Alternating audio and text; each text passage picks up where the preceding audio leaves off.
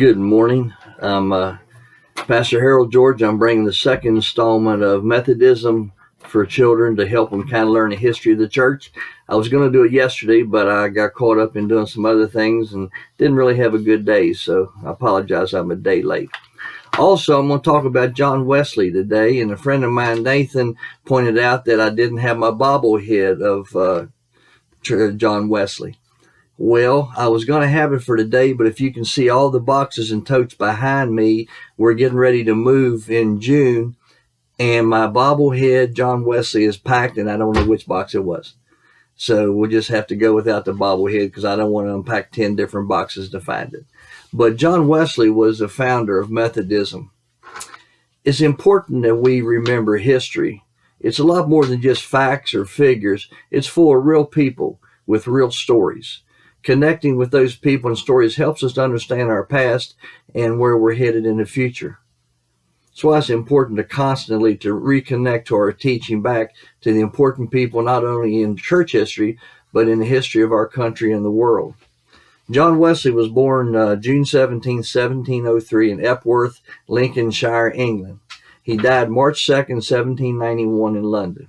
He was an Anglican clergyman, evangelist, and founder with his brother Charles of the Methodist movement, which came out of the Church of England.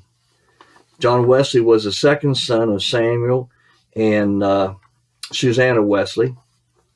Had 6 years of education at the Charter House in London. He entered a Christ Church at Oxford University in 1720, graduated in 1724. He resolved to become ordained a priest. In 1775, he made a deacon by the Bishop of Oxford, and the following year was elected a Fellow of Lincoln College. After assisting his father at Epworth and Root, he was ordained a priest on September the 22nd, 1728. He was recalled to Oxford in October 1729 to fulfill the residential requirements of his fellowship, and John joined his brother Charles there, a man named Robert Kirkham, and William Morgan, in a religious study group. It was a small group, and they studied a good bit, and some of the other students mockingly called them the Methodists because they had a big emphasis on being methodical, studying word and line of the Bible and devotion, and being very methodical in their study. So they were being mocked by some of the other students in religious groups, and they were called Methodists. And they think that's how the term Methodist came to be the Methodist Church.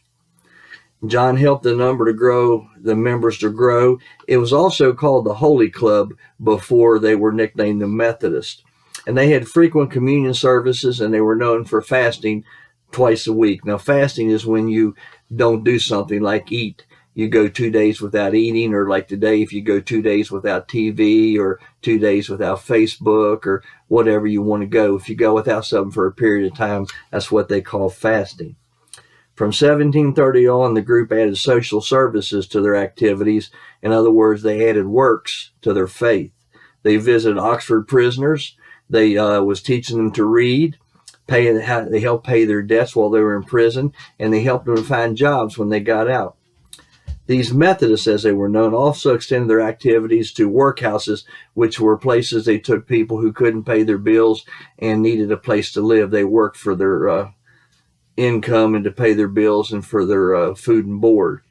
And poor people, they distributed food, clothes, medicine, and books to these people because John Wesley thought it was important that they do works, that they help those that were poor. And that's one of the biggest things that the Methodists have today is missions. We believe in helping others. At the age of 35, Wesley viewed his mission life as one of proclaiming the good news of the gospel of Jesus Christ, salvation by faith. And he did this wherever he could find a pulpit or a place to preach. But the congregations of the Church of England kind of closed their doors to him because he was pretty passionate about what he believed, and they didn't agree with some of his attitudes about helping the poor and different things like that. So he was kind of shut out. So then he went to the religious societies trying to inject new spirit vigor into them. John believed that the world was his parish. Now, each person in a Methodist church has a charge or a station church. Remember, a charge is 2 or 3 churches together. A station church is one church by itself. And that's our area. But John believed the world was his parish, that wherever he was to preach the good news. And that's what he did, whether it was on a soapbox in the middle of downtown London or whether it was on a stump out in the middle of the woods. If he could get a crowd around him, 3 or 4 people to listen, he would preach. And to promote these new societies, since the church, the Anglican church, kind of locked him out, he became a widely traveled preacher. He had to travel a lot to find crowds and people to listen to him and to bring the gospel to new people all the time. And he couldn't get a lot of the Anglican priests to go along with it because they didn't like the view. Remember, they were called the Methodists, being mocked. So he got lay pastors, people that were not ordained, to preach the word of God, and he trained them by different books that they would read. Many of Wesley's preachers ended up going to American colonies, but after the American Revolution in 1776, a lot of them returned to England. And that presented a problem because a lot of the priests had come back to England, and they needed, like I said in the other one, they needed somebody to bring the sacraments to the people in the New World. And the Bishop of London of the Anglican Church would not ordain some of Wesley's preachers to serve in the United States. So Wesley took upon himself to do it in 1784 to do so. And he appointed lay pastors to go forth, the circuit riders I talked about the last time, to bring the sacraments. And it's interesting to note that John Wesley not only appointed these people as pastors to go bring the word of God to people, but he did so himself. They said that John Wesley rode enough miles on horseback to circle the earth 10 times. Can you imagine that? Enough miles that he rode on a horseback to circle the entire world 10 times. He was convinced it was important for him to personally to spread the gospel through relationships. And that's what the Methodists believe, relationships, small groups, 1 or 2 people. That's how Jesus did, a one-on-one. We believe in spreading the word to each person, the individual. Like I said, Methodist was really a derogatory term when it first started. But Wesley and them proudly held on to it because it did. It said what they did. They were methodical in their study of the word.